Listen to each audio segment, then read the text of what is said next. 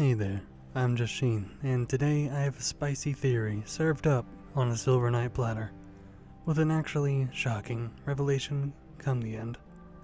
I highly recommend you make it to the end of the video, as your interpretation of not only your player character, but even yourself, may change. But of course, only if you pay the admission fee of 1 like and maybe even a generous donation of a subscription. So, let's get right into it. Before the Age of Fire was the Age of Ancients. At the time, the world was nothing but lifeless gray stretches of rock, peppered by great arched trees as they cascaded along the horizon.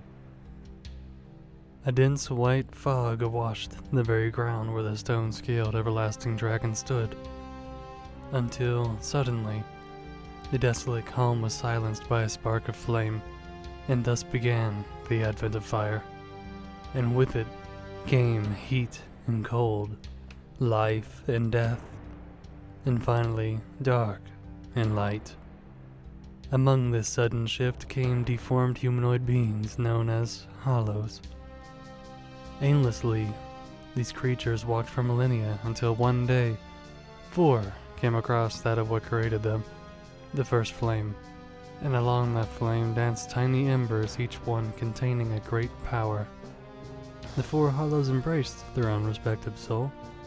One of the hollows became Gwyn, Lord of Sunlight, the second, Grave Lord Nito, and the third, the Witch of Isolith. But the 4th hollow, the Furtive Pygmy, found a special great soul, the Dark Soul, and with it, decided to kindle it and spread its wealth of power throughout the world, injecting the awry hollows with souls and humanity. And thus the human race was born, and with it, a revolution. The 3 aforementioned lords went to battle against the drakes to claim the realm for themselves, while the Furtive Pygmy retreated, potentially weakened by its generosity, far into obscurity, and from that day forth, the Pygmy was never officially documented again, fading from the annals of human civilization. The word furtive entails the act of hiding away, usually because of a great embarrassment, or of a guilty conscience. The word pygmy is a title given to one who is short in stature. Could this have meant that the pygmy was ashamed of the beings it had created? Or maybe it lusted for the power it dispersed while witnessing the other 3 lords wage war.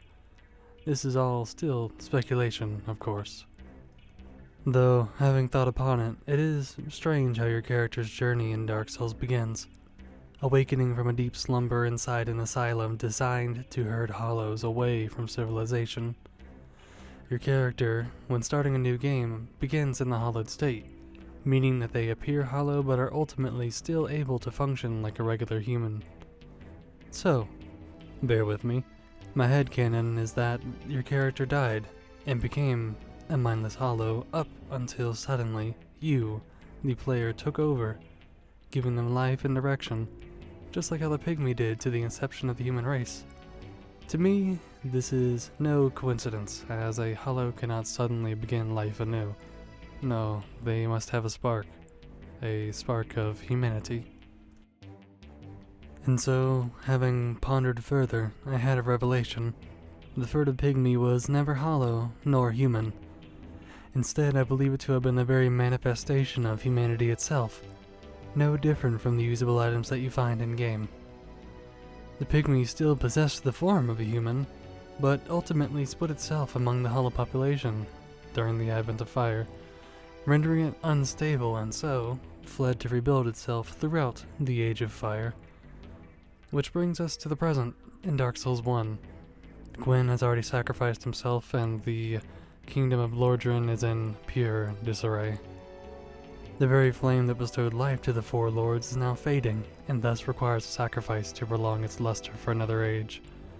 This is where the Furtive Pygmy, or humanity itself, comes from its hiding to find a suitable host, a chosen undead, to carry on the torch, or, well, flame, and relink the fire just how Lord Gwyn did many years past. There is a popular opinion that Manus, father of the Abyss, was actually the Furtive Pygmy. The Abyss did start thanks to Manus, but we also know that he was initially a human, and through an unknown way was corrupted, and later created the Abyss, either by accident or intentionally. There is no official time for when it came to be, so I have another proposition. As stated earlier, the word furtive is an adjective for secrecy and hiding, usually by guilt or embarrassment. The event of Manus's corruption could have frightened the pygmy, and so, in shame, exiled itself from humanity in fear of the repercussions. But again, this is all speculation. Now, prepare yourself, for what I'm about to tell you may... No, it won't change the course of humanity, trust me. But, listen up, because it is important. The player character is the only one to my knowledge who is able to consume solid humanity. They can even reclaim some from the corpses of fallen enemies via an item drop.